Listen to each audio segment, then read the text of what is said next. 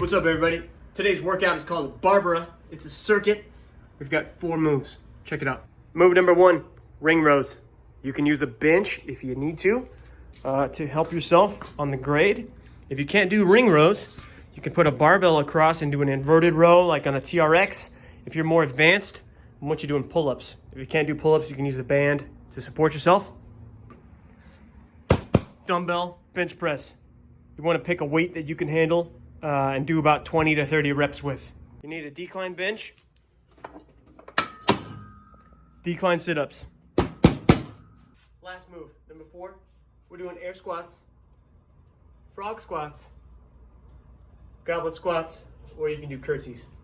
If you want to really hit your booty, grab a pair of dumbbells, grab a kettlebell, or just do body weight. So there you have it, Barbara. 4 rounds, 4 moves for reps. Record your time, keep track, push it, intensity.